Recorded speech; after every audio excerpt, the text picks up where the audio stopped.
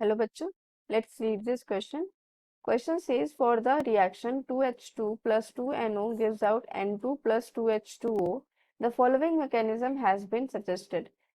Here, equilibrium constant for the fast reaction 2NO gives out N2O2 is K1. This is fast reaction. Then this N2O2 further reacts with H2 and forms N2O plus H2O. This is slow reaction and its का rate constant क्या है K2. Then this N2O again reacts with H2 and forms N2 and H2O, which is the final product. And this last reaction is also fast reaction. इसका rate constant क्या है K3. ठीक है, अब देखो यहाँ पे क्या की कॉन्सेप्ट यूज करेंगे.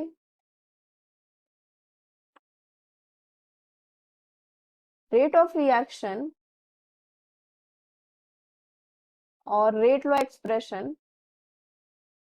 Rate law expression depends upon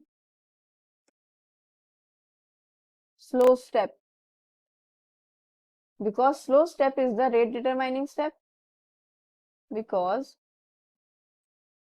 slow step is the rate determining step, और रेट डिटरमाइनिंग स्टेप पे ही आप रेट ऑफ रिएक्शन का स्टडी कर सकते हो.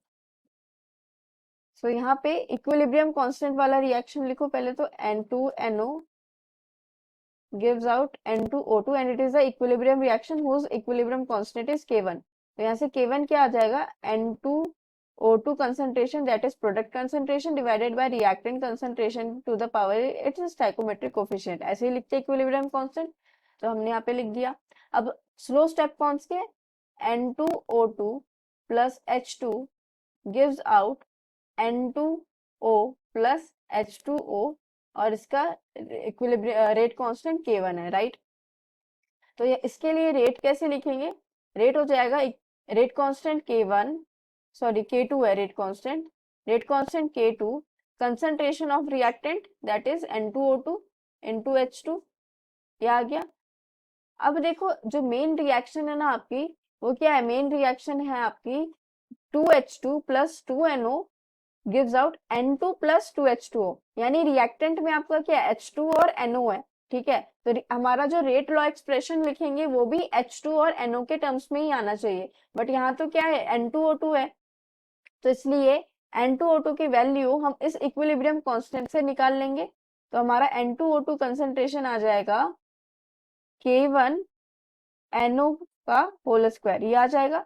तो अब यही वैल्यू हम यहाँ पे रेट लॉ एक्सप्रेशन में पुट कर देंगे. तो यहाँ से हमारा रेट आ जाएगा, rate will be equals to rate constant K2 into N2O2 की वैल्यू क्या आ जाएगी, K1 इंटू NO का होल स्क्वायर इंटू H2, ये आ जाएगा. तो यहाँ से रेट आ गया हमारा K2 इंटू K1, एक नया इक्विलिब्रियम कांस्टेंट K बन गया, नया रेट कांस्टेंट K बन गया, इंटू NO का होल स्क्वायर इंटू H2. अब now you can see NO और H2 रिएक्टेंट साइड में है और वो उसी टर्म्स में हमारा रेट लॉ एक्सप्रेशन भी आ गया. तो ये हो गया आपका rate law expression for the given question. Hope you understood it well. Best of luck.